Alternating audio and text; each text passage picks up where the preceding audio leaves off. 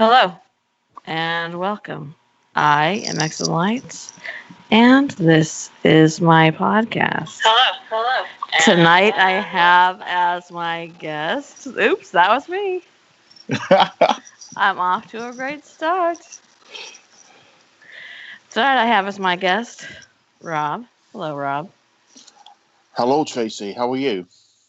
I am lovely. Such a long time since we spoke. Minutes. Um, feels like hours. Yeah. Tonight, Robb, we are going to talk about the Antichrist. And having both been raised religiously, we both have experience having been raised in religious households and the Antichrist. You and I were taught differently. Very much so. So we're gonna talk about movies and the way they have treated the Antichrist. In fact, I have a list of movies, and I'm gonna see if you've seen them. I probably haven't. And we're gonna go through history of how the Bible refers to the Antichrist, and how different religions refer to the Antichrist and teach about the Antichrist. And then we're going to talk about a little bit about how we feel about the Antichrist. And I am going to talk about how I grew up. As you know, Robb, there was nobody in the closet, there was nobody under the bed. The thing that scared me was the Antichrist, because I was raised in an evangelical church with some very loud folks screaming about the end times and how you had to be ready or you would be left and tortured. So, yay. It was good times. Good times. Robb, Yes. can we start with movies? Yep. Okay. So, let me. By the way, hello, Victor. How are you? Haven't seen you for a very, very long time.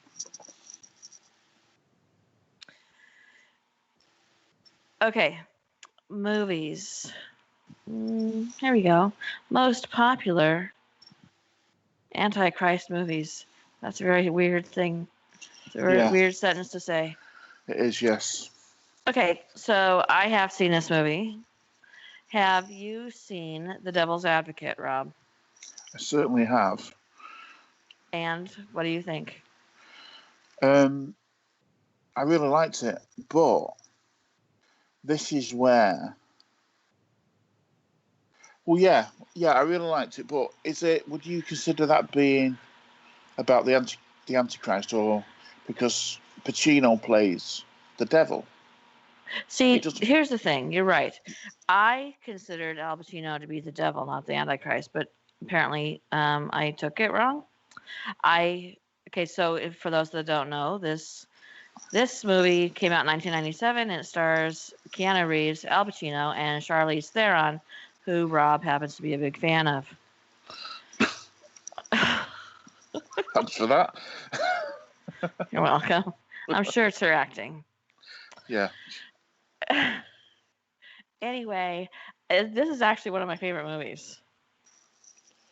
It is It's it is a very good film. it is very good, but I wouldn't personally consider it an Antichrist film. I thought it was a devil film, but I can see when they talk about it being the Antichrist, how it's not biblically correct to be the Antichrist because he's in power over a corporation.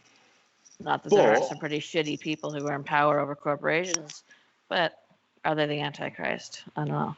if the brother and sister who Keanu Reeves and the lady Charlie Oh Theron. my God, there you go. You just ruined the whole movie for anybody who hasn't seen it. Plot twist. Well, it's not exactly a new movie, is it? Let's be. It's not like.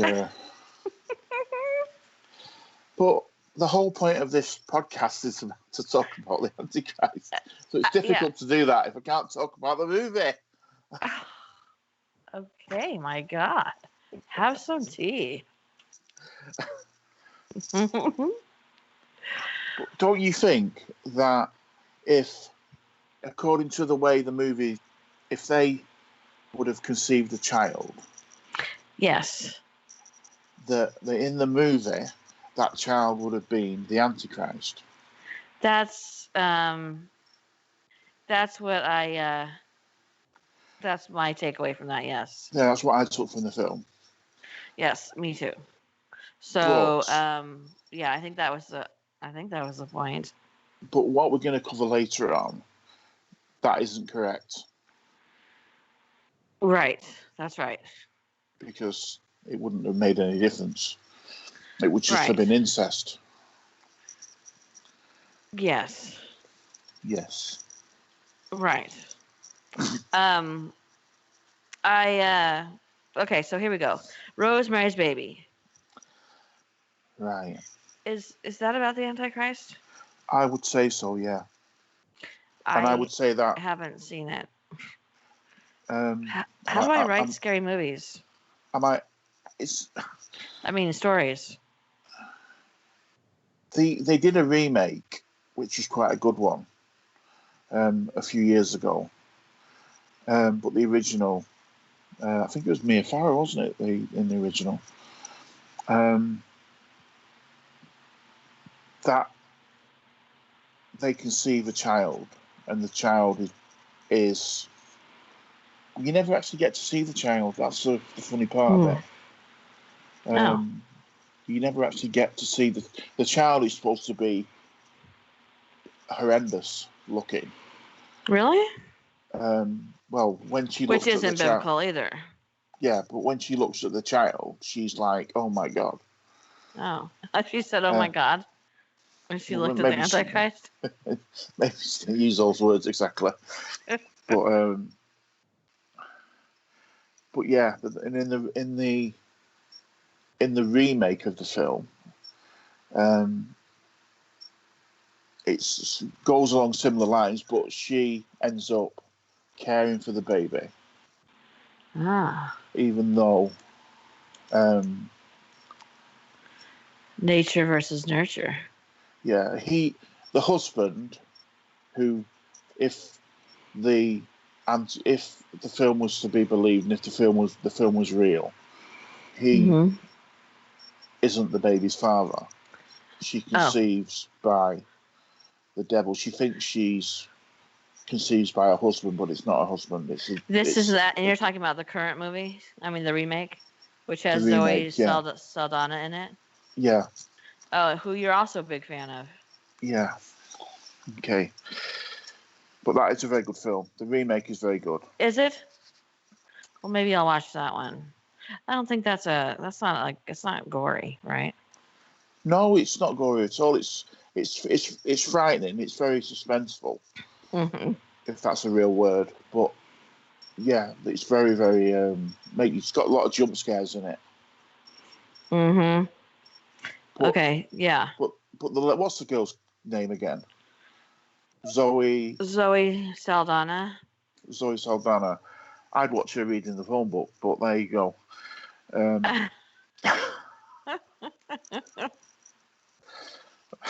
I'm a little bit biased. It might have been absolutely crap. But That's what I was gonna say. Maybe the movie was complete shite, and you're just like, so that Zoe Saldana. She can read the phone book, boy. Mm-mm. Yeah, maybe we shouldn't take your word on it. okay, Okay, the next one is, of course, The Omen, which stars Gregory Peck and Lee Remick. yeah, I have seen this one, and I thought, and it was, well, first off, this is very old, 1976, and it's a scary movie. The child is a lot like Maya. Hi, Maya. I I'm just gonna throw out one-liners about Maya because she doesn't have a microphone. She can't talk back to me. It's gonna be fun to be you tonight, Maya. Anyway, what do you think about that movie? That's what I think is kind of more along the lines of the Antichrist. Like the kid knows who he is, right? yeah. I think it got the original Omen was brilliant. The Oh, follow-on Maya gave films me a and sad face. I love you, Maya. the sequels to it started to Mm-hmm. get a little bit Yeah. ridiculous. I used to have a collection of all the Omen films, and it was when you opened it opened up into an upside down cross, Mm-hmm. and it cost me a fortune. But I can always remember listening to the guy who wrote The Exorcist, which is completely going off track. But he was when he was involved in the filming of The Exorcist, he was Mm-hmm. adamant that he didn't want to make a film like The Omen because Hmm. I believe it's sort of a cult film, The Omen now, but I don't know. It is good, but I mean, for 1976, um, I, it's brilliant. I wouldn't. What's strange to me is that it was made in the 70s at all, because we talk about. It feels now like everything is kind of like everybody talks about how wild everything is and how out of hand everything's gotten and blah blah blah blah. Everybody's morals are in the toilet and all that shit. But I mean, you look at some of these. Sorry, toilet and that was appropriate. You look at some of these movies that were made back then. Even Grease is like there's some inappropriate parts of Grease, and um, in 1970s to do a movie about the Antichrist was pretty brave. I think that was brave. I'm surprised that yeah, like Christians and people didn't come out of the woodwork and just were be furious. Maybe they did. Maybe they were. yeah, But I mean, it was a good movie. That was brave of them. Okay, so they did a Omen, remake. Then they did a Damien, of course. yeah. And they did a Damien Omen too. My goodness, have you ever seen the movie The Forgiven? Who has Forrest Whitaker and Eric Bana, who was the original Hulk, by the way, Yeah, not the not original the Hulk, original. but in the movies. It rings a bell. It Well, does ring apparently a that bell. one's about it's this is what it says. It says after the end of apartheid, Archbishop Desmond Tutu meets with a brutal murderer seeking redemption. And so I'm assuming that uh, Forrest Whitaker is Desmond Tutu and Eric Bana must be the Antichrist. What a strange, weird concept. That came out in 2017. Oh no, I haven't seen it then. I would have remembered that note. That maybe it's one to get. Jeremy says A Clockwork Orange and its ultra violence in 1971. Classic. Yeah, right. A Clockwork Orange was a. Some of those movies that were put out then were really. If they were out today, people would be like shocked about it. Mrs. Robinson, which has nothing to do with the Antichrist, but still. Anyway, The Final Conflict, which I think I have seen, has Sam Neill. I think I've seen everything with Sam Neill. And it is about the now adult Antichrist plots to eliminate his future divine opponent, which would be Jesus, while a cabal of monks plot to stop him. I think I've seen it. So do Seems I. familiar. Has Lou Ferrigno ever been in a horror movie? I don't. I doubt it. I don't think so. Somebody asked. Actually, Jeremy asked. I doubt it. Yes, he Um, has. Lou Ferrigno has been in a horror movie? Yeah, it was called The Cell. Really? Yeah, I think so. Well, Rob, that was good. Mm. Okay, so then there was The Crow, which was not the original Crow, but this one is called The Crow Wicked Prayer. And that's supposed to be about the Antichrist. Have you seen that? No, not the one. I've seen the one where Jason Lee when he Didn't he accidentally kill himself in that movie? yeah the gun was loaded with live rounds. It was supposed to be Yeah, or something. loaded with. It was supposed to be loaded with blanks, and he gets Yeah, killed at the end of. It's that's Bruce not an Lee's son. accident. Yeah, yeah. Okay, the next one is the Left Behind movies, and movies like that ruined my childhood. They stole my childhood away. This one came out in 2000, and it has Kirk Cameron. I'm just gonna leave it about Kirk Cameron because I'm gonna just leave that alone. But what it is about like being left behind. Like let's say the pilot of your airplane is a Christian, and you're on that airplane, and you're not. Whoops. People driving their cars, they're Christians, they get taken away, car crashes, all that kind of stuff. Mm. That's what it's about. And then there's like a whole lot of Left Behind. I think I do know actually that they were from books. Those movies were taken from books. I wouldn't watch that if you paid me to because I lived it as a child. So I had to make sure my dad was a good Christian before he got behind the wheel of a car. So, have you prayed today, Dad? Are your sins forgiven? Okay, you can drive now. The Devil's Due, which came out in 2014 and stars Allison Miller and Zach Gilford. I don't know either one of those. No, I don't know. It doesn't ring a bell. After a mysterious lost night on their honeymoon, a newlywed couple finds themselves dealing with an earlier than planned pregnancy. Ruh-roh. No, it doesn't ring a bell at all. Victor says, I'm going to be going now. I won't be seeing you for at least another 4 months. Well, where are you going, Vic?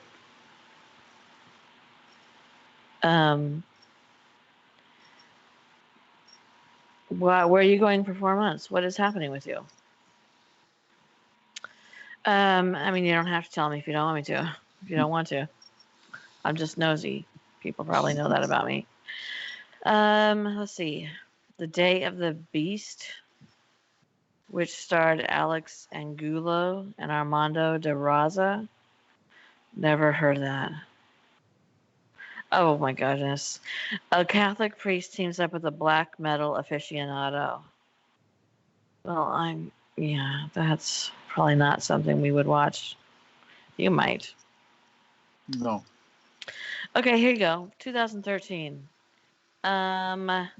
Rapture Palooza. Sounds like fun. Two teens battle their way through a religious apocalypse on a mission to defeat the Antichrist. Anna Kendrick was in this movie. I don't know her. Oof, boy, that's interesting. Mad Meerkat's here. Hi, how are Hey, you? mate. Have you seen Beyond the Door with Juliette Mills? 1974. No. These are some. Well, I don't know where you found these films. These are some obscure films. It says Juliette Mills plays. The rating is 4.5 out of 5. So, maybe we should look it up. Juliette Mills plays a young pregnant woman in San Francisco who is going to have the devil's baby during her strange possession. Didn't Demi Moore? Wasn't she in a movie where she was going to have the Antichrist? Yeah. Oh, what was that called? Yeah. What was that called? Let's see. I'm gonna see if there's any that you might have seen it. Have you seen 12, 12, 12? No. When baby Sebastian is born on 12, 12, 12, everyone around him starts to die. Pretty soon his mother realizes that her son is the spawn of hell. I Oops. see. I seen a film. Um, Oh, Jeremy says that's the seventh sign. That's right. With Demi Moore, seventh sign. Thank you, Jeremy. I think it was called The Prophecy. No, what? Not the Demi Moore film. No. Oh, Um, where the guy was grown and everybody in his life oh. knew he was going to be. And his best friend, him and his wife's best friend, was a vicar, a Mm. reverend. But Mm-hmm. they all knew that he was the Antichrist. Hmm. And on his 32nd birthday, I think it was, he they all basically told him, and he had the choice of what he was going to do, Mm. and he took his own life because he couldn't handle the fact that he was going to be the Antichrist. Good for him. Because even the Antichrist has, Choice, free will. yeah. So Hmm. I'm looking for some ones that you might have heard, but there's a lot. These are like, yeah. I think nobody's ever seen most of these. what about the Once End you of get, Days with Schwarzenegger? no, that's not on here. Um, yeah, I don't see any that like. And then there was one called 11-11-11, which, by the way, was was Madison's golden birthday. She turned 11 on 11-11-11. Nobody cares. I do. The Unspeakable. It came out in 2002. It was about the Antichrist. There's a lot of movies about the Antichrist. Yeah, there is, isn't there? Yeah, this actually has like 135 pages of movies about the Antichrist. That's kind of crazy. Okay, so the point of this is that the Antichrist in the movies, it's obviously used a lot. Um, and he's the person who's going to take over the world. They usually don't have it as biblical as like he has to battle Christ and all that stuff. It's just that he's a really bad guy from hell who is going to take over the world in general, right? Mm. Do you think that's what they are? The movies about him? Well, it's difficult to say because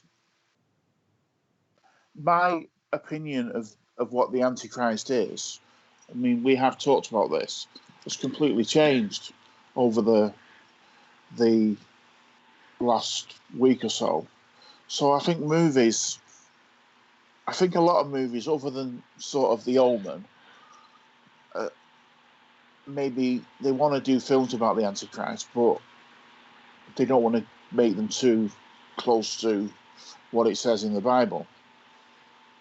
I think there's a lot of maybe skirting around the edges. That's maybe why there's so many films and so many different, um,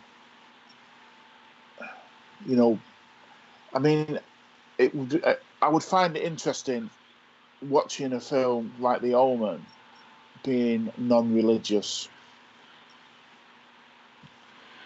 and having no faith at all. Mm-hmm. Would what would that would it Right. just be another movie? Would it just be another horror film? Mm-hmm. Do you know what I mean? Right. Yeah. Or completely going off topic? No. Well, okay, so we wanted to talk about how, it's been seen in the movies, how the Antichrist is portrayed in the movies. And for people who weren't raised religiously, that's probably basically all they know about the Antichrist. So, I wanted to talk about religiously, coming from the religious aspect of who and what the Antichrist is supposed to do. And, I've been hearing for my whole life, literally my whole life, that to look to the stars, to look to the sky, because Jesus is coming, tribulation is coming. There's a whole group of Christians that believe in what is called pre-trib, which means that you will be gone before the Antichrist reigns terror, the 7 years of hell on earth. There's post-tribulation, where people believe that you will be here through tribulation, the Antichrist's reign, which I don't want to get too balled up in religion, but if you were saved by grace, then you wouldn't have to go through tribulation to prove your loyalty. Mm. So I'll do a little bit of the Antichrist definition right now, okay? Okay. And in the Christian religion, the Antichrist is someone recognized as fulfilling biblical prophecies about the one who will oppose Christ and substitute himself in Christ's place, not as like God's son or anything. Christ is supposed to defeat him. The term, including the plural form, is found 5 times in the New Testament, and it's solely in the first and second epistle of John. John, yeah. The Antichrist is announced as the one who denies the Father and the Son. The similar term, pseudo... Okay, hold on. I got this. Pseudo-Christos, false Christ, is found in the Gospels. In Matthew in chapter 4 and in Mark chapter 13, Jesus tells his disciples not to be deceived by false prophets, which will claim themselves that they are Christ, performing miracles, great signs, and wonders. 2 other images often associated with Antichrist are what is referred to as the little horn in Daniel's final vision, and as the man of sin in Paul, the apostle's second epistle of the Thessalonians, in 2 Thessalonians. So the preachers generally teach that is reference to the Antichrist. As soon as Christ died, there were people pointed out and killed for being the Antichrist. It was immediate that they thought that the Antichrist was coming.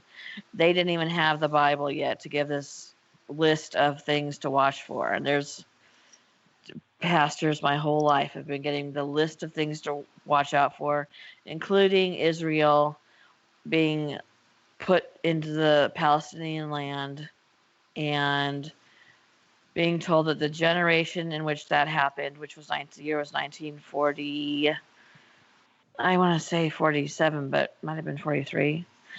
I think it's 47. That generation would not pass without the Antichrist coming. So that means that's the year my mother had been born. So the age would be about 73. Those people would be about 73 right now. So it says that I was told that generation, the Bible says something about this, the generation would not pass. They're going to be alive at the very tail end of their life when the Antichrist comes into power, which means the Antichrist would be alive and old enough to come into power right now. So 30s, 40s, 50s, 60s, whatever, who knows. Let's see. In Islamic eschatology, an anti-Messiah figure, similar to the Christian concept of the Antichrist, will appear to deceive humanity before the second coming of Isa, who is Jesus.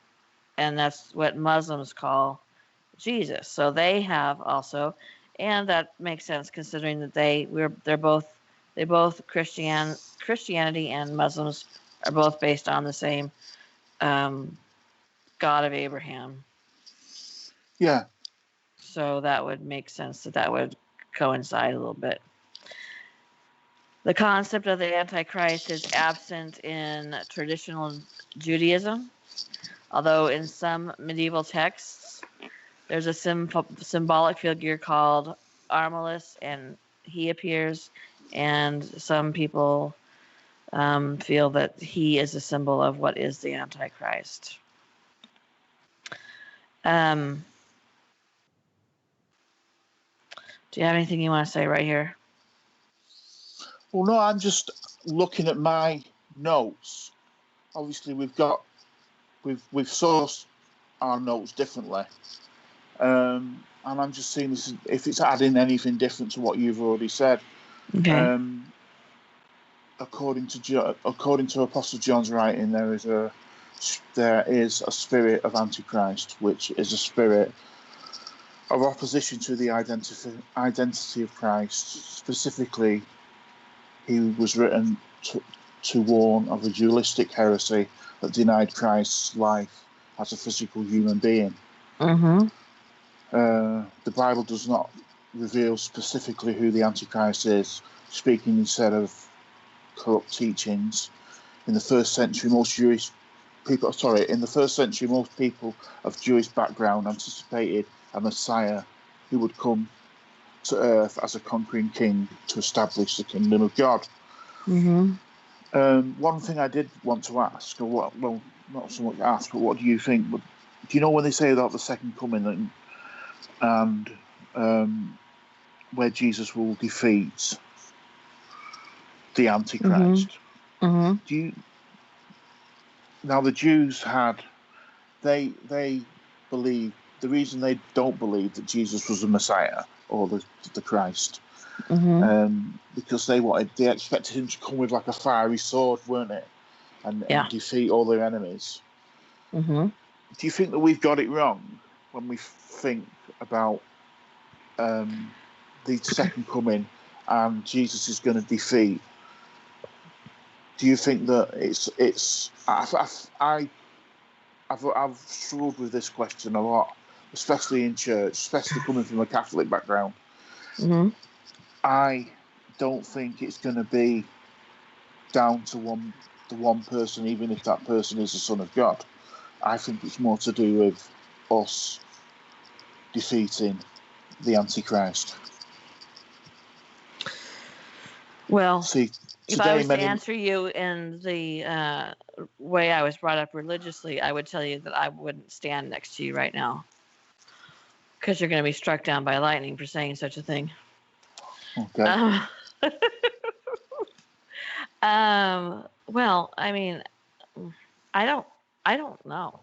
The only thing I know about the Antichrist is what I was taught as a child. When I got to a certain age as an adult, I had to say, that's enough. It's enough. I can't take any more Antichrist information. I can't take these being told, because we did the church 2 times on Sunday, once on Wednesday, Bible camps, church camps, blah blah blah blah, and special speakers once a month or more, where we would go watch these videos and be preached to about the Antichrist, and how this event and this event and this event and this event all line up to show that the Antichrist is coming, and he's coming soon. And that happened for so long. I'm going to talk about a man whose name is Jack Van Impe. I'll put a link to Jack Van Impe. What? Trace. Yes. Before you carry on, can I read you something? Yes. So I just get a drink. Okay. Right. Today, many members of the mainstream Christianity make the opposite mistake from one that the Jews made by accepting that Christ became the perfect sacrifice for sin, but denying his coming to earth as the conquering king. So ironically, even the traditional Christian doctrine can be classified as, according to the Jewish people, the Antichrist. So they are not saying, they're almost saying that saying that Jesus Christ was the Son of God. And I don't believe this. I'm just reading it, by the way. Yeah, yeah.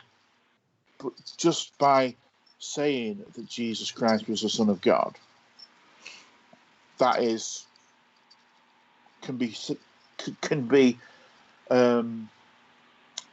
like saying that that's Construed. the Antichrist. Construed. Oh. That's the word I was trying to find. Construed. Yeah. Hang on. Let me just.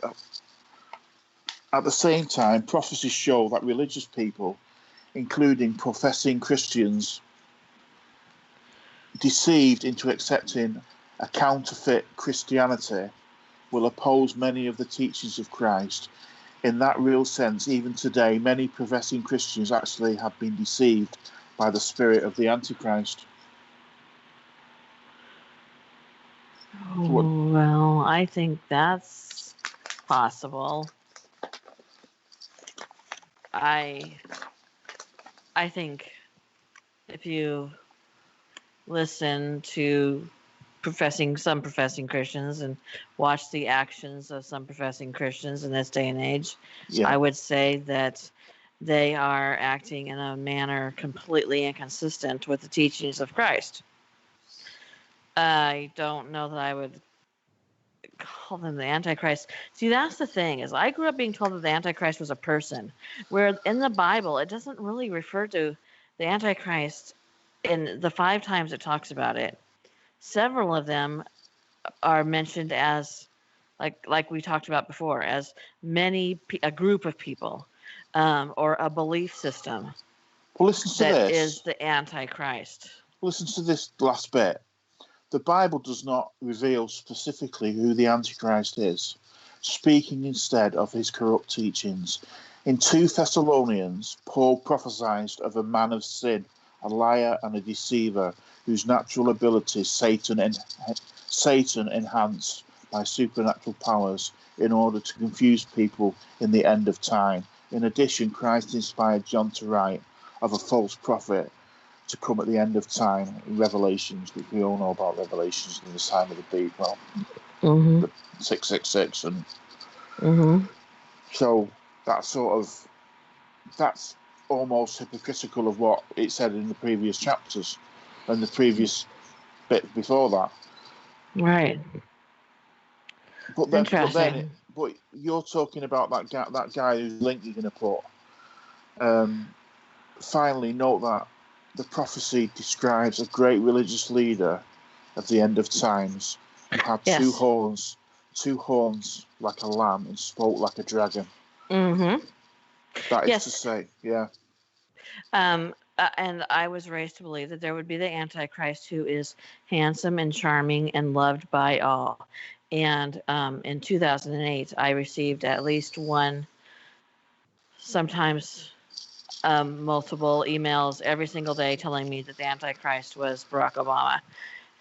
I mean, every single day telling me that the Antichrist was Barack Obama because he was so popular.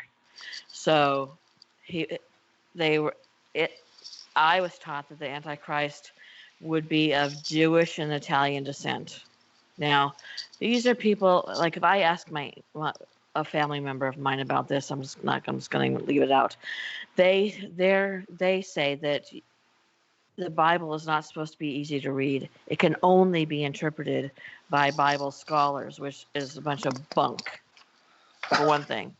Because an interpretation is something you come to believe. An interpretation is your opinion. Yeah. If you're interpreting what the Bible says, that is your opinion, and the words have been changed through the centuries. The words have been changed so that even the word day in today's current Bible does not mean what day meant when the Bible was written. Day meant a time, like we say back in the day. Back in the day, that is actually the meaning of the word day in the Bible. It means a time. Like, so when they were talking about the creation of earth being a day, well, the Jewish word for day meant a time. Nothing specific, just an era. So why was I talking about that? You were talking about that because of how we interpret what's wrote or what's written. It's like when we were talking the other Yes. day about my Bible study. Yes. I go to a Bible study. Well, I was going to a Bible study, and we Till all they started talking about you. yes. So they talking about me, but as the Antichrist. But my point is, like we were talking, everybody's got their own version of the Bible. Who goes to the Bible study? Yes, right. Like the King James version. There's this version, that version, the other version, and we have to. The way we worked at a Bible study, we would all read a piece of scripture. Yes, and it's Now, different. if I wasn't reading, if I didn't start the reading, I would have to try and follow what the other person was reading from their Bible, and Yes. it was like it was in a different language. Yes. Well, okay, so I always read the King James version. I like the fancy. I am not opposed to the fancy words, but my family always grew up with the new something. Oh my gosh, I can't even think of what it's called. It's a very mainstream Christian Bible that kind of breaks everything down into a kindergarten language.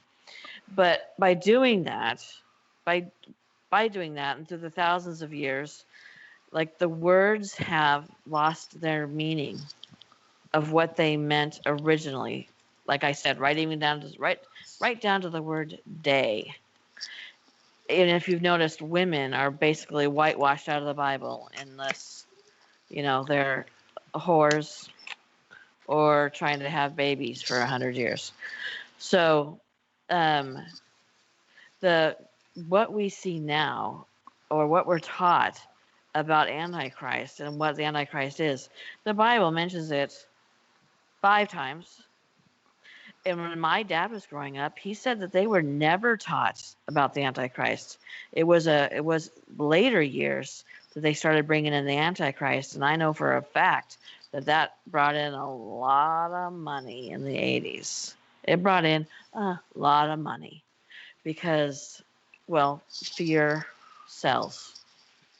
And it was constantly used in my churches, evangelical churches. And when I give Jack Van Impe's link later, he's a Baptist preacher. And that fear sells. He's been preaching the second coming of Christ since 1948. 1948. He's been teaching the second coming of Christ. The man yells, screams, rants and raves, points to all these signs that the Antichrist is coming since 1948. That's a lot of signs, dude, that never came to pass. So we're going to get there in a minute. But I'm going to read the verses from the New Testament that talk about the Antichrist. Oh, it's the New Revised Something version. That's what the Bible is. I can't. My family would be disappointed in me right now.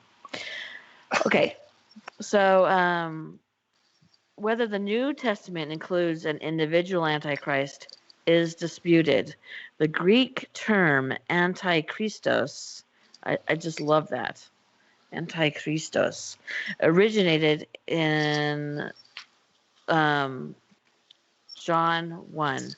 The similar term pseudo-Christos, which is false Messiah, is also found in the New Testament, but never used by Josephus in his accounts of various false messiahs.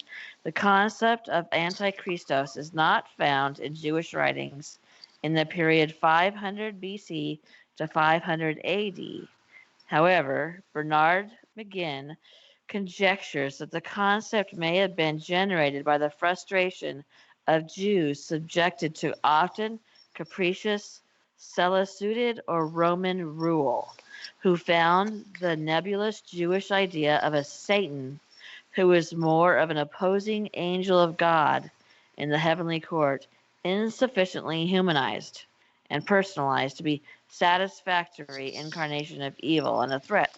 So it goes back to maybe they kind of invented fear works, right? Fear works. So it even says that even back then in 500 BC, 50 AD, that they thought, oh, this isn't working. Maybe we should bring a little bit of fear. Satan isn't a strong enough figure to be afraid of. Maybe we should, Excuse me. Shake this up a little bit. So the 5 uses of the term Antichrist or Antichrists in the Johannine epistles do not clearly present a single latter-day individual Antichrist. The articles refer to the deceiver or the Antichrist are usually seen as marking out a certain category of people rather than an individual. So it says, little children, it is the last hour. And as you have heard that Antichrist cometh, even now there are become many Antichrists, whereby we know that in the last hour, many Antichrists, not one, not a man. That's what we got started about we talked about the religious person with the 2 horns. I grew up being told that the Antichrist was a good-looking guy, blah, blah, blah, blah, and that he had a religious instructor who was very, very well known. Throughout my childhood, they thought that could be Billy Graham because Billy Graham spoke to all world leaders, advised every president in the country. So they thought Billy Graham would be a good example of, I didn't say it, just told that. Many deceivers in second John 1:7, many deceivers have gone out into the world, those who do not confess that Jesus Christ has come in the flesh. Any such person is the deceiver and the Antichrist. So if you're not a Christian, you're the Antichrist. Well, that's what Jehovah's Witnesses believe. Right. Yeah, I'm going to get to that too. As far as sorry. religions. No, it's fine. That's right. That's right. As long as you're not a believer, you're the Antichrist, which I feel like that makes sense. Right? But of course, I wasn't raised that way. I was raised something else. Then the next one is 1 John 2:22. Who is the liar but the one who denies that Jesus Christ is the Christ? This is the Antichrist, the one who denies the Father and the Son. Okay? That means a lot of people in this world are the Antichrist. So, moving on. By this you know the Spirit of God. This is 1 John 4:2-3. By this you know the Spirit of God. Every spirit that confesses that Jesus Christ has come in the flesh is from God. And every spirit that does not confess Jesus is not from God. And this is the spirit of the Antichrist, of which you have heard, and that is coming, and now is already in the world. That was written by John, in the book of John. Then that is already in the world.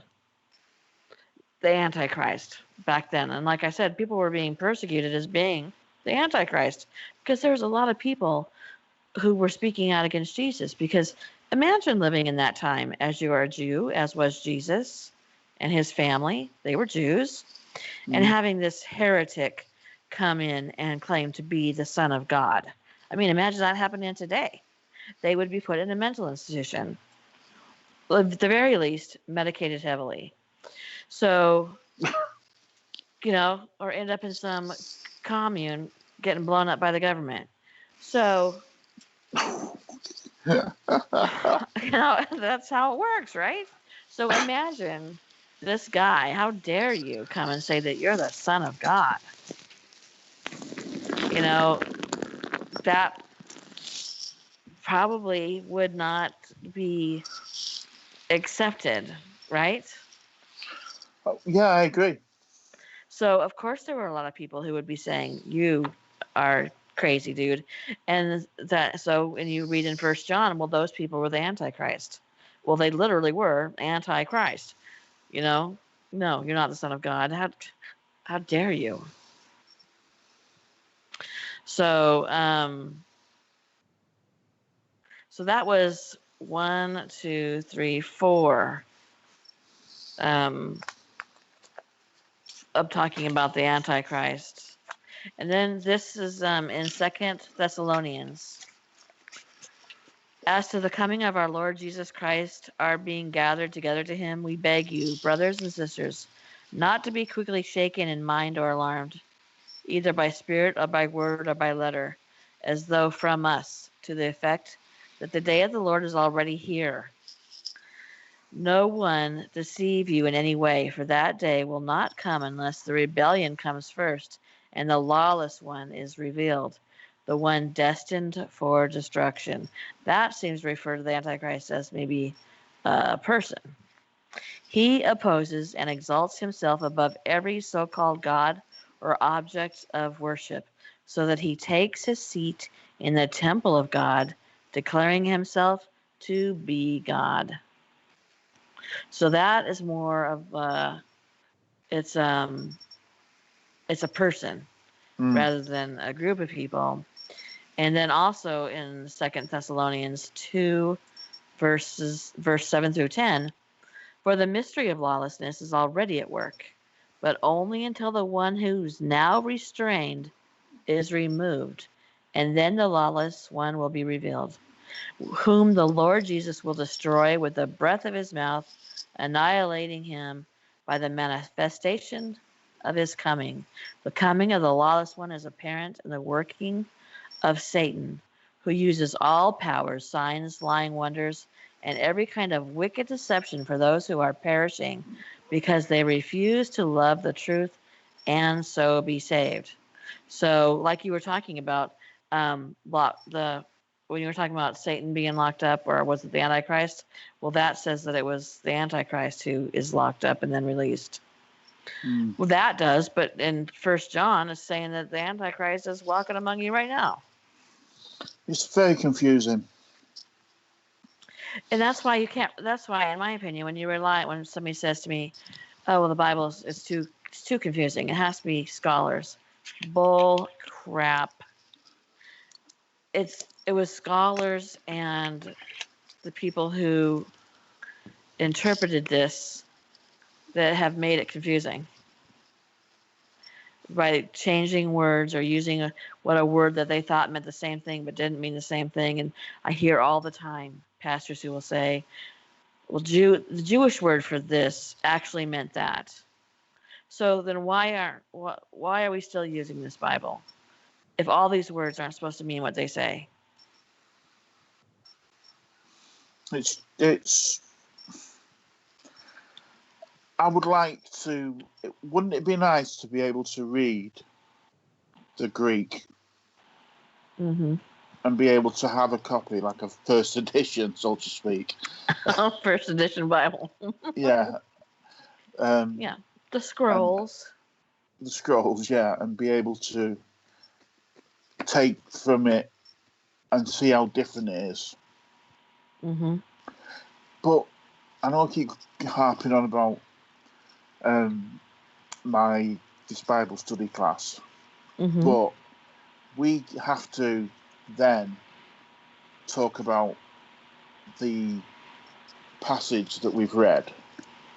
Mm-hmm. And theology for me, is a theory, because everybody's got a different interpretation of what they've just read. Right. So it's the same here, isn't it? It's everybody has got a different sort of take on what whether the Antichrist is real or not. You know, some say that it's a person, some say that it's a belief system, some it's what you. It's really, really difficult to sort of get your head round. But excuse me. And why is it such a mystery? Here's what I want to know. If it's why is it such a mystery? You said that the Bible doesn't say specifically who the Antichrist is. Doesn't really give specific clues. Why? Why not? Why be vague? Why not? If it's a person, shouldn't there be clues so that when this person rises to power, you can look into your Bible and say, here are the clues. He's going to, like I said, I was raised that he would be Jewish and Italian. Why? I don't know. I really have no idea. If you're Jewish and you're Italian, please don't write me. It wasn't me. I didn't say it. So, but let's say like it's written in the Bible. I don't know how they would have said Italian, but you can look at the Bible and say, okay, it says here that he will be of brown hair and blue eyes. You know, a man of great stature, a man who has studied, law or something, so that there's like at least a vague sort of idea when you're pointing out, when I'm getting emails saying Barack Obama is the Antichrist. And I called her up and said, you can't just go around saying things like that. And she said, well, yes, I can. He's the Antichrist. I said, if you can't go into a court of law and say, you're the Antichrist and it's your job to prove that you're not. Because she said to me, prove that he isn't. Prove that he isn't. Well, that's not how it works. You're the one stating that this is a fact. You have to prove that it's a fact. Like when people say, well, that it isn't in the Bible, so it didn't happen. Well, they don't talk about house cats in the Bible, and I swear to you that I have seen a lot of house cats. Just because it's not mentioned in the Bible doesn't mean that it is not also a fact. There are still facts that aren't mentioned in the Bible. See, go ahead. No, go on. You carry on. So to be pointing fingers at this is the Antichrist and that's the Antichrist and this is the Antichrist is ridiculous to me. Like based on, but again, the way I was raised and went to the same churches she went to, we were taught to look for the Antichrist. All the stuff, the list of the stuff, I was taught to look for the Antichrist. I mean, the guy is not Jewish, nor is he Italian, by the way. But he's suddenly the Antichrist, and it was all over. Do you know, so many Christians believed that he was the Antichrist. Well, if he was, can I just say, I'm pretty sure he failed miserably. He failed miserably. But for 8 years, these people were huddled and scared that he was the Antichrist. And he didn't even have this religious leader that he was supposed to have. But they were thousands, hundreds of thousands of people believed that he was the Antichrist and hated him for it. Is that yeah, Barack Obama. So what do you say now? Like, I want to really call her and go, okay, tell me now. If he was the Antichrist, what happened? Don't you feel like an idiot right now? You know what I mean? Like sending me emails every single day, warning me that he was the Antichrist. And don't you feel like you owe me an apology, or him or somebody? Somebody can come out and go, hey guys, we were wrong. Maybe we shouldn't point fingers anymore. But they will. They'll still do it now. They'll choose someone else. Of course they will. Of course they will. Of course they will. They'll choose someone else. Yes, it won't be. And I'm not going to get political, but yeah, it'll be the next. It'll be Yeah. somebody who's really popular. We don't really happen to have anybody who's really popular right now. But yeah, it'll be somebody else, and they won't learn their lesson, and they're living in fear. Sorry if I'm yelling at people. I found something that I don't know you might find interesting, and people might find interesting. Do you mind if I read this out? Of course not. Okay. The Antichrist is generally depicted as a militant atheist who brazenly opposes Christianity. Mm-hmm. Communism has been called the Antichrist. The system, because it is overly suppressive of Christianity. It is not surprising then that when they were finally able to speak their minds, the Romanian people who suffered under him for 24, they were talking about, where's his name? Nikolai Koloros or something, I can't say his surname. Suffered under him for 24 years, called their deposed president Nikolai Kolosos the Antichrist. That is why when they chose Christmas Day as the most fitting to execute him and his wife before a firing squad, they found him guilty of murdering at least 600,000 Romanians and robbing the Romanian people of more than $1 billion. Hitler was a good potential Antichrist. Don't you think? Yes. Yeah, if I had lived during those times and listened to what I have been raised listening to, I would have thought that Hitler was a good potential Antichrist. His opposition to God, plain enough now, deceived many at first who deliberately out to destroy Christianity and replace it with neo-pagan occultism. Hitler pretended that he was a champion of the real Christianity, and in many ways he pretended his pretense was convincing. For Hitler officially opposed homosexuality, immorality, occultism, although he was involved heavily in occultism. He claimed that God, he claimed, I didn't know this, he claimed to be God's representative to establish his kingdom upon earth and regularly invoke the name and blessings of God in his speeches. And it's got some, in 1940, we pray to our Lord that he will continue to bless us in our battle for freedom. In 1941, we believe we shall earn the blessings of our supreme leader.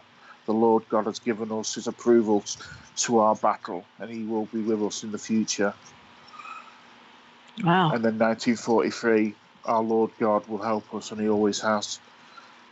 Wow. I didn't know that about Hitler, but look, Hitler was. I mean, we were talking about this. Was it this morning? Yesterday. In the frequent past, we've talked about the fact that he was really, really into the dark arts and all sorts of crazy stuff. Well, we were talking about the twins, weren't we? Yes. Yeah. Yes. Yeah. The experiments. Well, okay. So in the early church, first century, early second century, the apostolic fathers used the term Polycarp, and they warned the Philippians that everyone who preached false doctrine was the Antichrist. So that's what you were saying. So those were the Antichrist, and boy, did they get punished for that.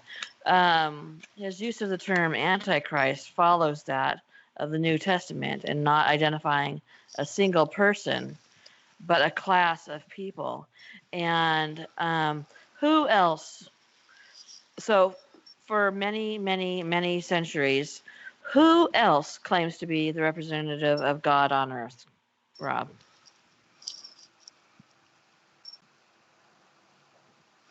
I don't know.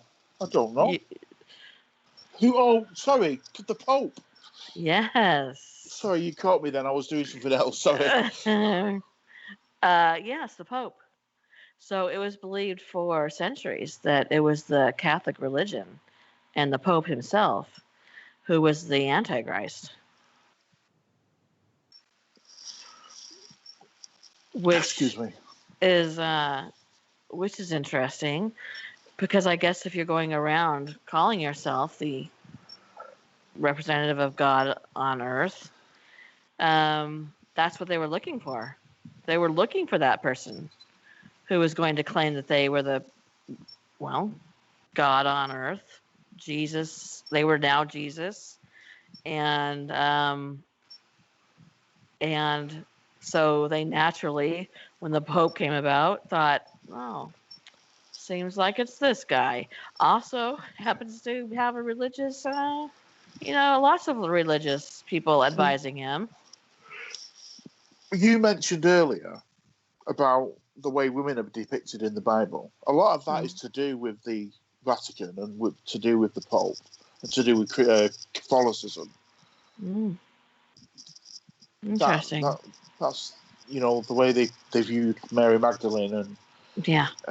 and women in general. I mean, I know they put Our Lady at the Mary, Jesus' mother, and we call her Our Lady, but I don't know. Maybe some people don't know what I'm talking about when I say that. Mm-hmm. We pray to Mary, but yeah, because Mary Magdalene wasn't a prostitute. I don't believe she was a prostitute. And there's a lot of people out there that believe or think that maybe Jesus was even married to Mary Magdalene. Why don't you believe that she was a prostitute? I just don't believe that she was. I've watched a lot of stuff, and I've read a lot of stuff where she's been they painted her as this woman of the night, so to speak, but she wasn't. I don't believe she was. I don't, in my heart, believe she was. Is there any particular what am I trying to say? Oh my, help me. Any scripture that refers to her as a prostitute? Well, I don't think there is. I know when Jesus, when they were going to stone her, and Jesus said, "Him without sin cast the first stone." Yeah. It doesn't necessarily say that she is a prostitute. Does it say that she's a prostitute? It doesn't say that she's a prostitute. I'm looking it up right now. Nowhere in the Bible is Mary Magdalene described as a prostitute. Her reputation as a reformed prostitute. Hold on.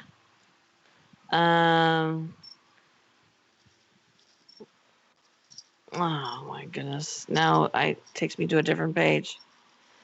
Has no explicit biblical support. I think that her husband had left her and married again. Oh. I'm trying to troll the chambers of my mind. Her husband had left her, and that was seen as being she had because she didn't have a husband and she was of a certain age. Yes, it says that she was probably a woman who had been caught in what would be adultery, because her husband had left her for whatever. And that's interesting. But I don't even think that's true, because I think that it was the husband. It's a long time ago. I think they believe that her husband had committed adultery and said she had been committing adultery and left her, and she had nowhere to live, and she was basically living on the streets, and she was a beggar. And to basically clear his own conscience, he said that she had committed adultery. That's why they were going to stone her. And then that's when Jesus came and saved her. It says here that it's more likely that she was actually an apostle. That Mary Magdalene appears consistently in every one of the 4 Gospels, and she does so as a witness to the most Christologically significant moments. Well, it's like the picture that Leonardo da Vinci painted of the Last Supper. Yeah. The person next to Jesus on Jesus's, hang on, let me think about the picture now. On Jesus's right, which would be our left, looking at the picture, is a very effeminate looking person. And they believe that when he painted the picture, if you count the people, there's 12 people there. Mm-hmm. But they think that they didn't paint Judas. So that 12th apostle was Mary Magdalene. I get upset about that whole Judas thing. Judas was put on this earth for one purpose and one purpose only, to betray Christ. He did his job. Have you ever read, I haven't read it all, I'm not going to pretend to, Divine Comedy by Dante's Divine Comedy? Mm-mm. Have you heard of it? Yes. Well, the bottom pit of hell is supposed to be Judas. Really?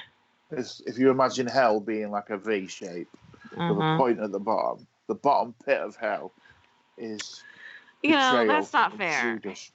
His whole purpose was to betray Jesus. His whole purpose.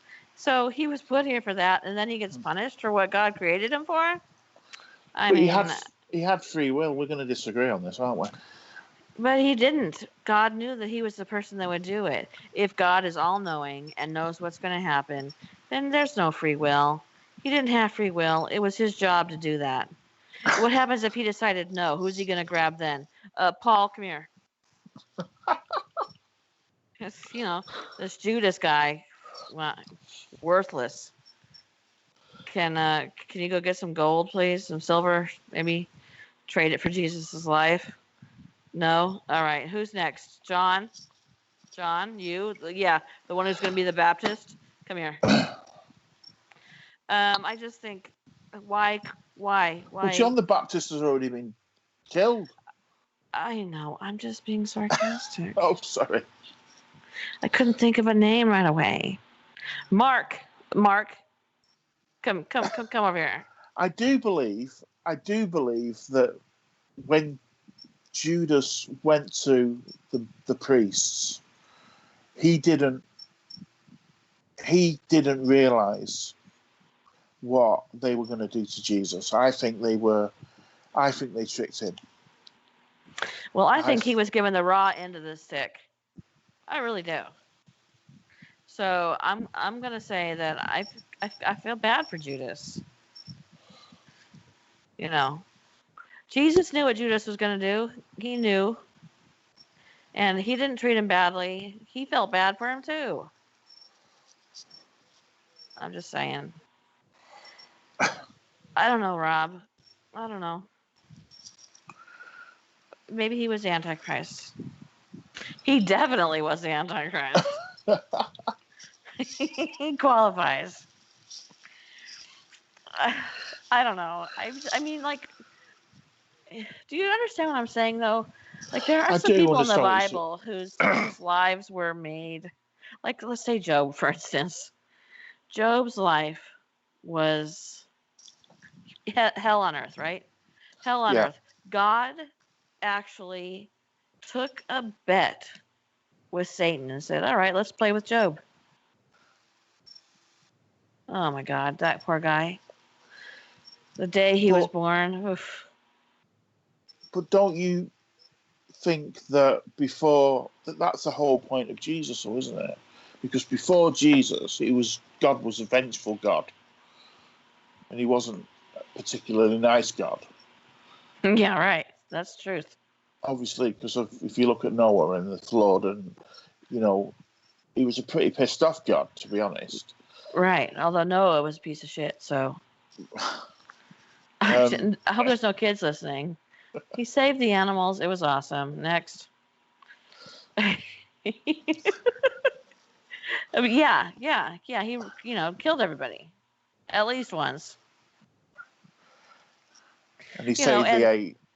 Yeah, and then he let Noah curse them for the rest of their lives. So, for something Noah did, which makes a lot of sense. And then Sodom and Gomorrah. Bye. Saved the guy who said, "You can rape my daughter." Saved him. But it's like you could go back to the Garden of Eden. Right. And the apple, and see that, to me, we had this conversation the other day. Yeah. Now, is that snake or lizard, as it was?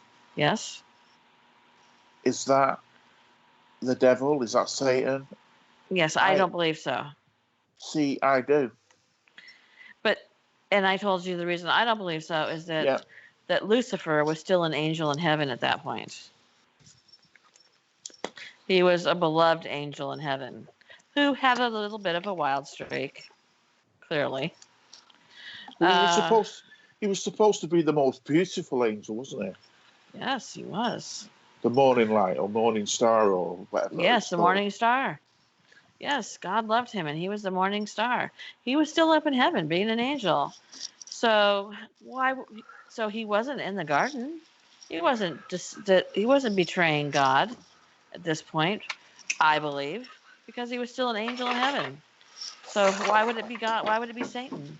The Bible doesn't say it was Satan. But then who is it? The talking lizard, then who becomes a snake. Snake. Yeah, he gets his legs taken away and he gets punished. Which, Satan, Lucifer didn't get punished by getting his legs taken away, did he? No, just a lizard. Which, by the way, obviously some of them got away because we still have lizards. Excuse me, I apologise to everybody there, if anyone heard that. So, yeah, that's why I don't believe it was Satan in the Garden of Eden. Please don't write me about this. I'm not going to argue with you about it. If you believe that it was Satan in the Garden of Eden, then that's fine. Robb does. I pay Robb with love. So, if we come away from the Bible for a second, what do you have any idea of what the Antichrist actually is? Because I've got something here that says the Antichrist. Now this says there's more than one Antichrist. Antichrists are human demon half-breeds. An Antichrist is born of a human woman while she has been being possessed by a demon throughout her pregnancy, from the start to the birth. Little else is known about the Antichrist. It's how an Antichrist is created. But it would seem that sex or union isn't required for the possessed woman to conceive one. Well, what do you think about that?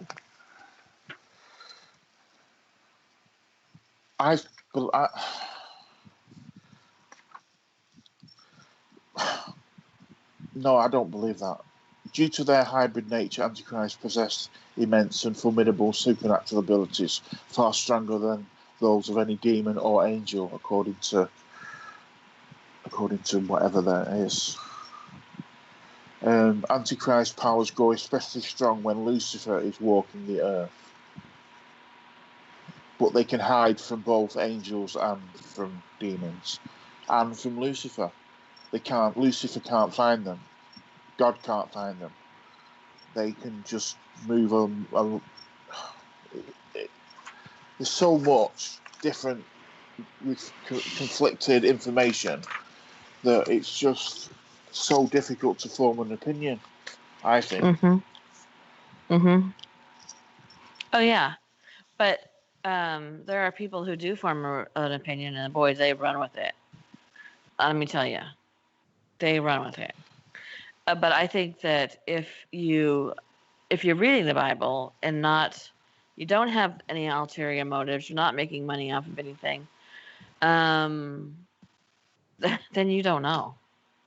We don't know. I don't I I don't I my dad and I talk about this. My dad um, grew up. He was the son. I'm sorry, of a Southern Baptist preacher who was kind of a holy roller. Do you know what that is? A holy roller? Yeah. No. Okay. So he was a holy roller. He's like the people who would roll around on the floor. Um, Oh, yeah. yeah, Yeah. snake handling kind of. Like they do in Africa, the African ones. Well, yeah, but Yeah. not that. But not like that. Not that kind of cultish kind of. Well, I don't know. I guess. But so I mean, he was like, the really loud. They bounce on their feet and they put their hands up in the air and they're like, "Oh Lord, I feel you now." Blah blah blah. So anyway, he was that kind of a pastor, and I grew up in churches where speaking in tongues was an everyday occurrence. Always scared me. By the way, to this day, it freaks me out. It feels well like it's supposed to feel supernatural, and it's because it's supposed to be otherworldly, right? Mm. To speak, you know what speaking in tongues is, right? I think so, yeah. Well, so in the evangelical churches that I grew up in, like when you're singing, it's so funny because I do this with regular songs because I was raised with it so much. You put your hand like in the air with your palm kind of facing up, Yeah. and then you are overcome by the Spirit of the Lord, the Holy Spirit, and you start going,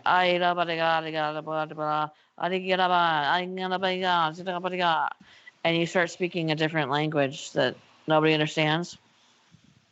Okay. And the pastor will sometimes walk over to you and put their hand on you and whatnot. Um, uh, I My grandmother would speak in tongues. And it would scare the daylights out of me because is something possessing your body and making you talk like that? Because that's scary. And please don't. I would literally pray, please don't let that happen to me. Please, I'm good. I really don't need any of that extra. And then also, are they faking it? I was just thinking that. I always did that. Like I don't believe for a minute my grandmother would fake it. My grandmother was the most religious woman I've ever met, and but you gotta go. I gotta go. Is that true? Like if I start just going, I'm are you gonna come over here and put your hand on me and think I'm speaking in tongues? I don't know. Anyway, so my dad grew up in that kind of church, and then he, went on to evangelical churches and whatnot, and then he became like agnostic, and because he got tired of being beat over the head, um, and with the Bible and but to this day, my dad will say like my dad thinks he knows who the Antichrist is, and I'm not going to say it because I don't want to hear from you about it. Not you personally, from anybody. But he tells me who the Antichrist is, and and he's like for sure about this. He's like, he's this and he's that and he's this and he's that and these are the signs and blah blah blah. And I'm like, this is so funny coming from a guy who left the church, became agnostic, but still is holding on to this Antichrist belief enough that it actually worries him that this is the Antichrist, and maybe he should like step back in line with Christianity. So it's very interesting to be watching this sort of movement of my father's growth of religion and where he is now, because of fear, actually. But yeah, he knows who the Antichrist is. So if he turns out to be the Antichrist, I'm going to come back on here and I'm going to tell you guys who it was that my dad said. I'll tell Rob later, and then I'm going to be like, my dad picked him out, just so you know. But I want to read this. Ebhard Il von Truxes, who was the Prince Archbishop of Salzburg in 12. My Alexa just came on. She was like, who?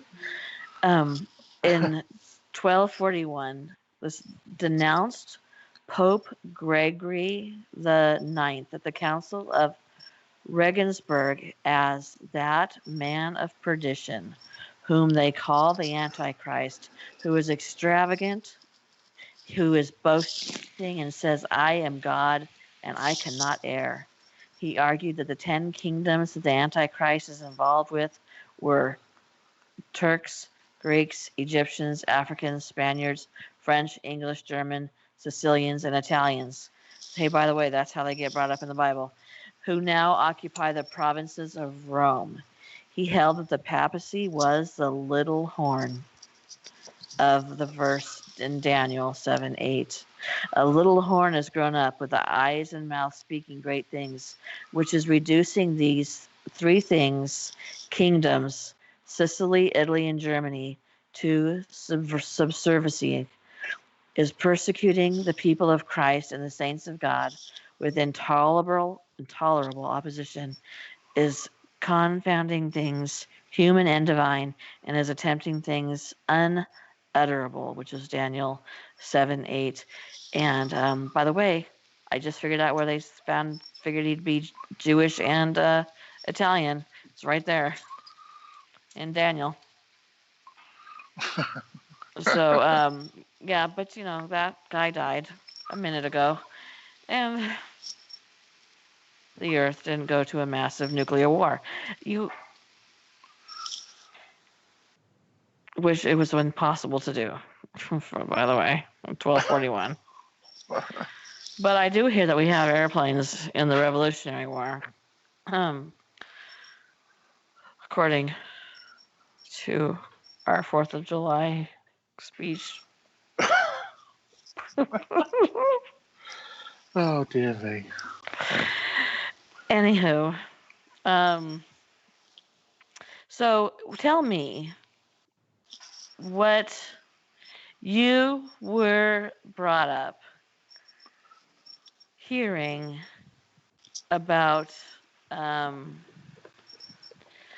Antichrist, unless you want me to tell you like the way I can go over the way the Antichrist has changed over the years, over the people who rewrote the Bible, over the people who changed religions, the Christianity into, you know, there was a lot of people involved in changing from the original Christianity into Catholicism and Lutherans and Baptists and, you know, those types of things, you know, Martin Luther and how it changed over that. Or we can skip that and I'll do what different religions say about the Antichrist after we talk about it.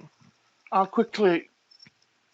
I was brought up believing that the Antichrist would be the devil. That when Jesus was crucified, and during the 3 days before he rose again, he went down into hell, and he bound the devil, and he bound the devil for 2,000 years, and after 2,000 years, the devil was going to walk the earth again. He was going to get free and was going to be able to walk the earth again. That is what I believe the Antichrist was before I started doing all this research. Now I have got a bloody No, I haven't got a bloody clue. I wouldn't know him if he dropped out of the sky and landed on my head. I was going to say, see, you learned something, but no, we actually didn't. We went in reverse. Yeah, because I was brought up to believe that he was a person, and now I'm being told that he's a lot of different things. So I'm in the same boat with you. I'm like, I don't really know. Let's see. Let's see. I'm gonna go to. Let's see. Okay, so in 1973, the United States had the Conference of Catholic Bishops, and the USA National Committee of the Lutheran World Federation and the official Catholic Lutheran Dialogue officially signed an agreement on papal primacy and the universal church, including this passage, in calling the Pope the Antichrist. The early Lutherans stood in a tradition that reached back into the 11th century. Not only dissidents and heretics, but even saints had called the Bishop of Rome the Antichrist when they wished to castigate his abuse of power.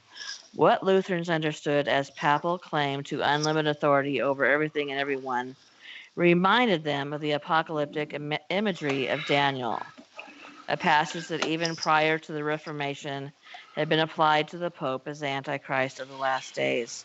So it is then that the Lutheran Church said, okay, so we were wrong about the Pope being the Antichrist. In 1988, Ian Paisley, an evangelical minister and founder of the Free Presbyterian Church of Ulster, made headlines. Wow. Made what? Nothing. Made headlines in an infamous manner by accusing Pope John Paul II as the Antichrist during one of the Pope's speeches before the European Parliament in 1988, which at the same time Paisley was a member of. Protestants. God, what are we going to do with them? His accusation and the reaction of both Pope John Paul II and his fellow members of the European Parliament were all recorded on video. I'd love to see that. Pope John Paul II was lovely. There's a clip of this on YouTube. It has 189,648 views as of December 2018. I need to see somebody point at the Pope and call him the Antichrist in his own meeting. Wow. That's interesting. So I'm going to do this. I'm going to do. Okay, so a lot of history. So I'm just going to take care of this. A lot of history says Pope's Antichrist. Okay, we got that. So move on to where we stop thinking about popes of being an Antichrist. To start doing this.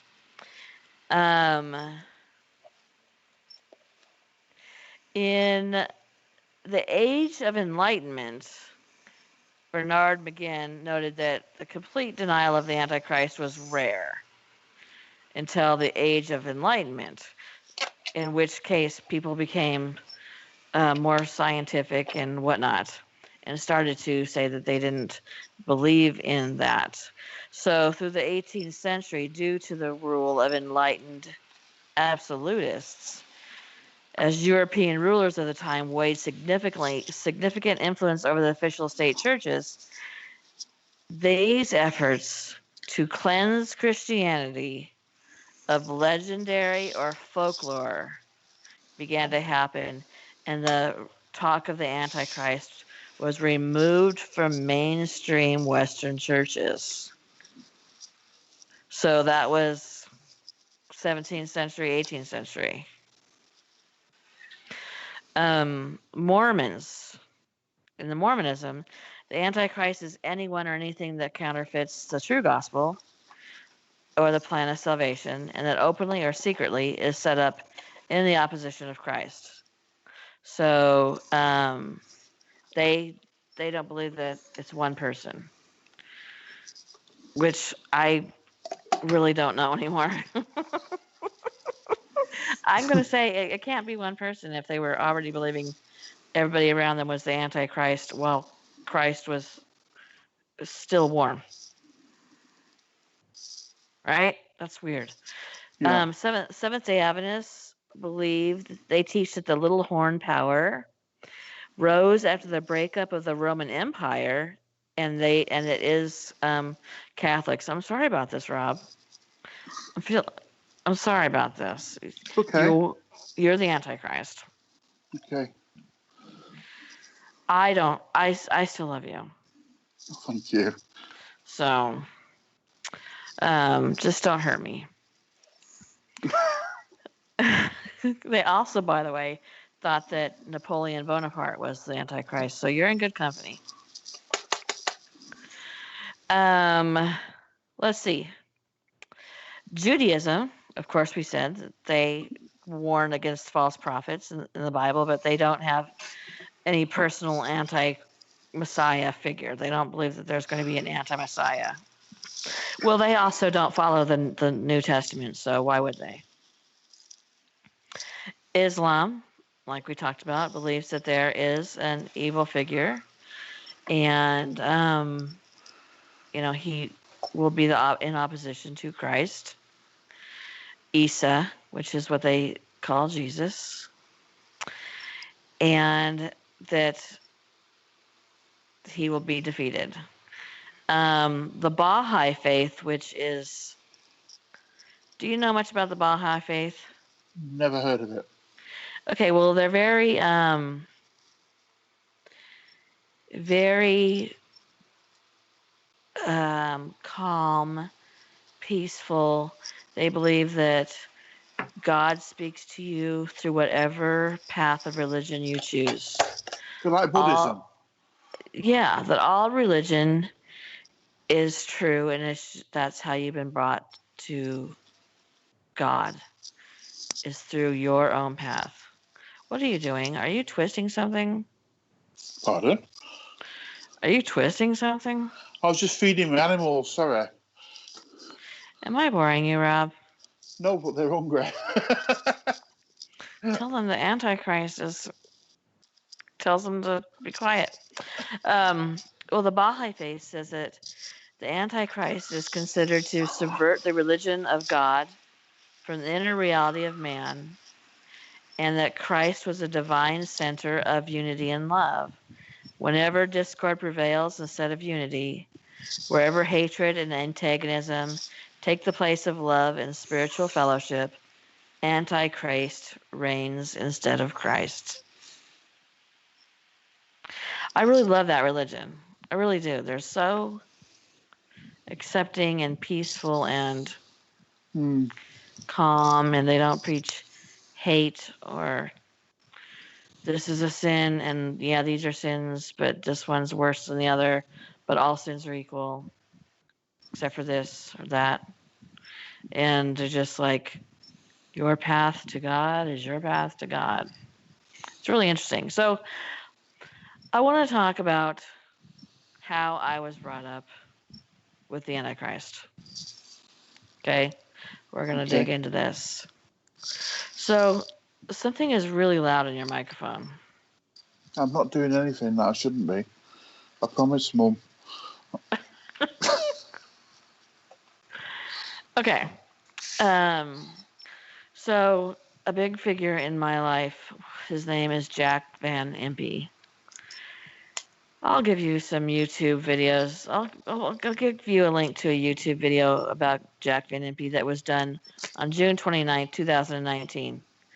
June 29th, 2019. So less than 2 weeks ago. He has been a preacher and preaching since 1948 that the Antichrist is coming at any moment. my family has donated a lot of money to the Jack Van Impe ministry. He, on this particular video, I think it's this one. It might not be this one. It might be a different one. I don't know. No, I think it's the one he talks about. And you can go in and see the list of videos. And he's talking about how Russia and China are going to be who we go to war with, and that's when the Antichrist comes. And he says, oh, I have 30 news articles proving that this is happening. And he even says in this video, I think it's around 12 minutes on the link I'm going to give you, around 12 minutes to 14 something minutes. He talks about how he's been preaching this same thing about Russia and China since 1948. And 20 years into his preaching, he said, I have to stop preaching this. I have to do something else. I have to spread the word. He says, I've been to 50 nations in the world, which really isn't that many, comparatively speaking. And I've been to every state in the United States and preaching, the second coming. And I've told you that it was so traumatic in my life to hear the word rapture that as an adult, I have completely forgot the word rapture. I'll be in a sentence and go, what is that thing called when Christ comes back and gets you? And people be like, rapture? So I thought of a way to say it, and I call it the Velocirapture.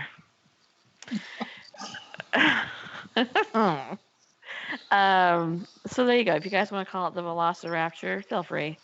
Anyway, so since 1948, he's been doing this. And then there's a lot of people who made money off of this and started preaching this about the same time. Well, my childhood was, I was telling Rob, I didn't have a creature under the bed. I didn't have any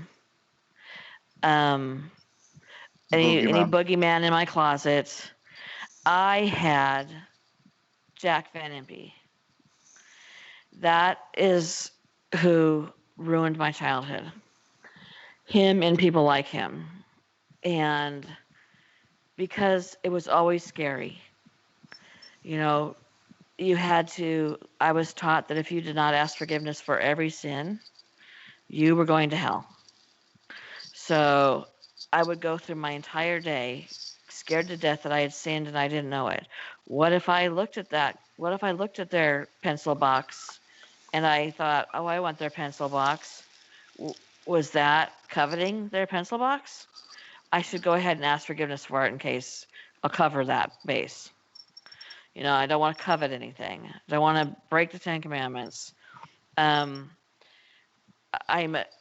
this day, I can't lie to save my life because I have a tribulation and rapture guilt. And if my parents would leave the house and say, I'm going to be back at 5:30, if they weren't back at 5:30 or 5:35, I would call my grandparents, and my grandma was almost exclusively the one who answered the phone. And if she answered the phone, then I knew there hadn't been a rapture. I was good. But I was scared to death my entire childhood that I would not be taken in the rapture. They preached that children would go to heaven regardless. But once you hit the age of reasoning, then you wouldn't go. Well, what is the age of reasoning? Well, we don't know. Some children might hit the age of reasoning at 3. Some children might never. Might hit the age of reasoning at 13. Yes, Maya, that's his name. So there was first off, no child at the age of 3 hits the age of reasoning. Although my husband has a friend who believes that children at the age of 3 have hit the age of reasoning, because if they steal a cookie, they know it's wrong. So they'll hide it. So that's the age of reasoning, which is like, in my opinion, crazy. But um, so I didn't know, like, at 6, have I hit the age of reasoning? Um, I've asked, am I the age of reasoning? Well, we don't know. My grandmother, at 3 years old, went to the front of the church, put her head down, knelt down, put her head on the floor, and asked Christ to come into her life and be her Lord and Savior. And therefore, it was in my family. It was possible that at 3 years old you could be saved. You could be at the age of reasoning. So every night I would go, please forgive me for my sins, all of them, even the ones I don't remember, even the ones I don't know I committed. Please forgive me for those, just in case, to cover my bases. It was why I was told you couldn't commit suicide, because you couldn't forgive yourself. You couldn't ask forgiveness for the sin. I will tell my dad to this day, you terrorized me. You used it almost like a method to control behavior. You know what I mean? Well, you do something like that, and you might miss the rapture. You know, it feels like almost abusive the way it was used in my life. So I finally got to the age where I said, I can't do this anymore. Yeah. I can't worry about it. If it happens, it happens. And why it was used as a fear tactic, that the Antichrist is coming. The Antichrist is coming. He's alive right now. He's alive right now. We were told that all the time. He's alive right now. You might know him. I'm like, really? I should maybe pick better friends. It was such a fear tactic. But then they would say, that we would be gone before he did anything bad. So why was it scary? I finally had to say, it's not scary. It becomes, I won't even know the difference. And if I do, I can't live my life walking around like, I crossed the street and I didn't use the crosswalk. I I just ruined it. Now I won't go to the rapture. It was just like that. It was crazy, crazy ridiculous. And I think that's one of the reasons I had to step away from the church for a while. Well, I had to step away, being pounded over the head with that. But then I read, while I was studying this, that over half of preachers nowadays don't even talk about the Antichrist. They won't bring it up. They won't. Some of them say they don't believe it's real. Jack Van Impe goes in and talks about it too, which is funny because I was reading articles about it, and I read Jack Van Impe saying, the heresy. They're teaching that there's no Antichrist. That's the false prophets. That's the false prophecy. They're going to hell. And I'm like, he's still yelling. Jack, you are 150 years old. Why are you still yelling? And anyway, that is how the Antichrist affected my life. And you growing up as a Catholic, I guess it barely registered, right? No, not really. Not as much as you. Not as much as you. I think you still got issues. I think you're right. I'm angry about it. I really am. I am. I should call my dad as soon as I get off the phone off of this. I'm going to call him again and be like, can we talk about that Antichrist thing again? You really pissed me off, Dad. That was a really fucked up thing to do to a kid. Oh, shoot, I cussed. There you go. There you go. You're knacking now. That's it. Hold on a second. I got to pray. It's so yeah, I probably do have issues. It was like you can use monster spray to get rid of monsters in under the beds or closets, right? But nobody was going to take the Antichrist away from me. I still had to go every Wednesday and listen to it. So Well, it's fair, isn't crazy. it? It's fair. Fair is the way that we Mm-hmm. control people, don't we? Yes. Well, it's a way that you can control people. I'm not saying you should control people by fear, but I mean, it's okay for some people to be afraid of you, but maybe you shouldn't. I'm afraid of you. Thank you. Don't know why I just thanked you. Because you want me to be afraid of you. Oh yeah, I'm so masterful. Yes, you are. It's going in a direction we need to stay away from.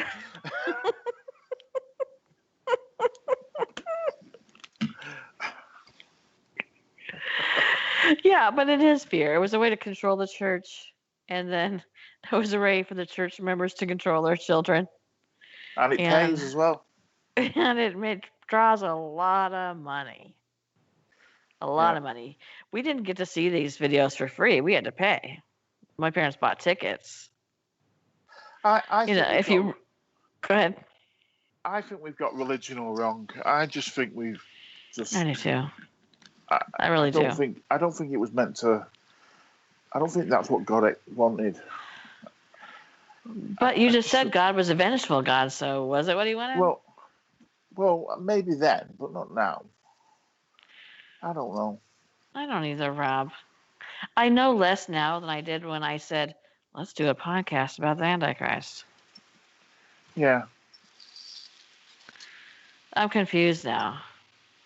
very. So, the thing about what you said about China and, their beliefs and like anti-Christian and all that stuff, that kind of made sense. As a peep, okay, I'm not saying Chinese people are the Antichrist. I just meant in the reference to the Bible, how they were talking about how it could be a movement or a belief system or whatever. That kind of makes sense that it would be more likely to be something like that rather than a person. Yeah. People, I did not say Chinese are the Antichrist, nor did I say China is the Antichrist. I was speaking about what the Bible said about a belief system. Yeah. But that kind of makes sense rather than because I was always taught, by the way, that there was going to be one world power. So the one world power was always believed when I was growing up to be the UN, which is why you see a lot of Christians who really resent the UN. Yeah. I mean, a lot of evangelicals especially resent the UN, and they were probably raised the same way I was, that the fear of the one world power, one world dictator, and which is what was going to be the Antichrist. So, so to rise from the UN, that was always a huge fear. Always something that I was taught was terrible growing up, was the UN. I agree with So, that. you agree that the UN is the Antichrist? Well, not necessarily the UN, Yes, but I know. I agree. I believe that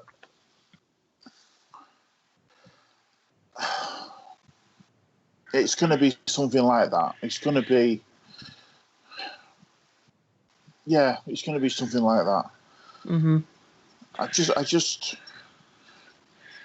An organization with far-reaching powers in the world, you mean? Yeah, well, the UN's not the UN anymore. It's NATO, isn't it? It is? UN. Yeah, there's not so much. It's more NATO because I did UN. When I was in the army, we did UN in Cyprus, United Well, no, Nations. because the NATO is the North. Help me out.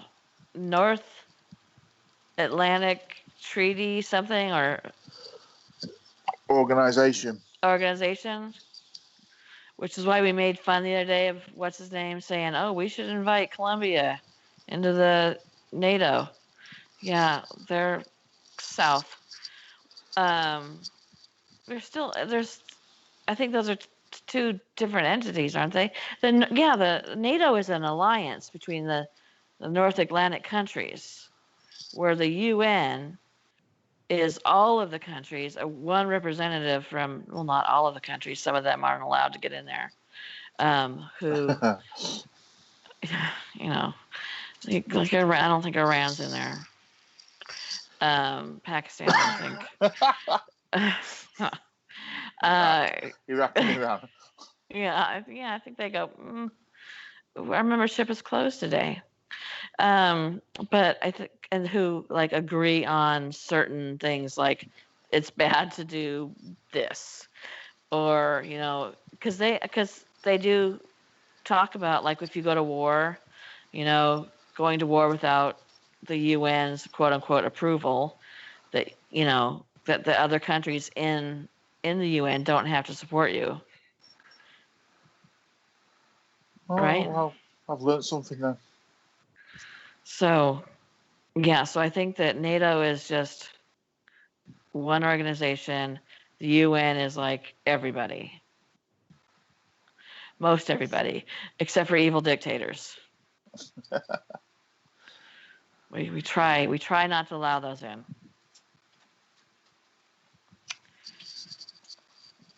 And is why I'm not going to become one, because I don't want to belong to any group who doesn't want me.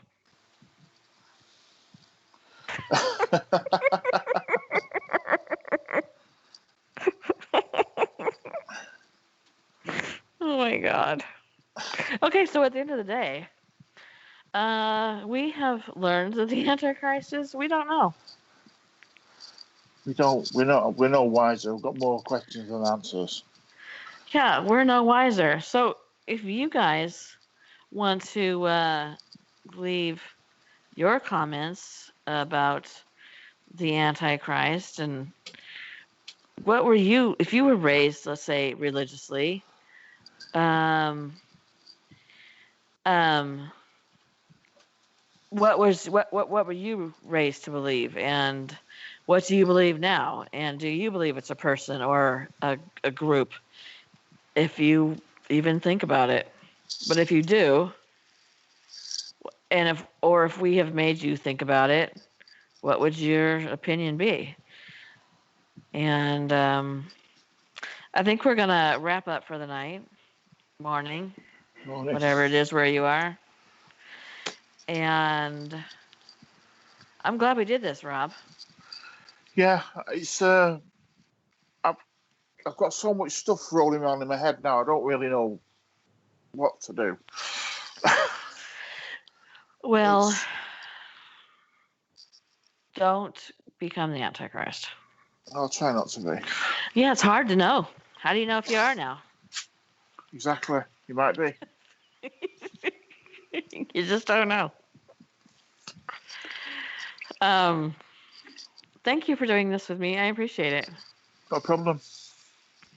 I have a podcast coming up with Madison that I am harassing her about the Bennington Circle, and if she doesn't do that, Rob's going to do it with me, because we're going to talk about... It's a triangle, isn't it? Triangle, yes. Of course it is. Why would I say circle? I don't know. Yes, it's a triangle. Everything bad is a triangle. Yep. And all mysterious places are triangles. And so I do have that coming up, and I just did a story about that too. So the Bennington Missing 5. So if you guys want to go and listen to that, to get warmed up for the discussion about this weird 5 years from 1945 to 1950, where 5 people ranging from 8 to 75, male and female, something happened to them at the almost exact same place on this particular trail, just for those 5 years. Go ahead and get warmed up for that, because we're going to do some kind of investigating into that and the options of what it could be. Like, serial killers, Bigfoots, Do you know? UFOs. Do you know if Madison does do it with you, Yeah, the podcast? yeah, Can I do it with you? sure. Because I'd like to do something with Madison. Yeah, what? What? What? I'd like to do something with Madison. I'd like to do a podcast with Madison. Okay. You know what I mean? Do not get your wellies. Get those wellies off. Oh God. So, If okay. Madison's listening, I'm really sorry. I'm sorry. It's not me. It's your mum. That's probably true. So anyway, and lots of stories and things coming up. So please, if you are not subscribed, please subscribe. If you liked this content and you are interested in, well, look through my playlist, a range of different topics, really a range. Please give this video a thumbs up. It really helps my channel, and I could use that. And look around. There's something for everybody. I do my own creepypastas. You won't hear them anywhere else. I write them and narrate them myself. I don't share them on public websites.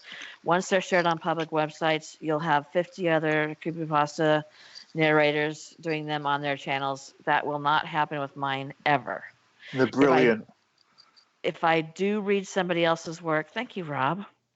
If I do read somebody else's work, it's somebody who has personally contacted me and asked me to read a story they've written. Steve, Mad Meerkat, has done that, and I like to do that too. But 99.9% of the stories that are written are mine, that you will not hear anywhere else. They come out of my warped brain, and I hope you enjoy those. I do people who've gone vanishing in national forests, national parks, just completely disappeared off the face of the planet with no clue. We do unsolved murders and weird unsolved murders that have a creep factor. We do paranormal and supernatural news, which includes everything from hearing noise way out in space to the weird supernatural things that you can buy on eBay. There's a lot of stuff. If you, it's true. If you would like to be notified when my content goes up, please click that bell and notice that it's going to give you some options to be notified every time, sometimes, hardly ever. Click till you get the option you want. And thank you for being here tonight. And if you're watching this after it's gone off, thank you too. Please also, you too, give us a thumbs up. And thank you, Rob. Thank you, Tracy. Oh, and one more thing. Exit Light Baby is home and beautiful and perfect. And I'll be going to see him soon. I'll give you an update. And I'll talk to you later. Bye. Bye, everybody.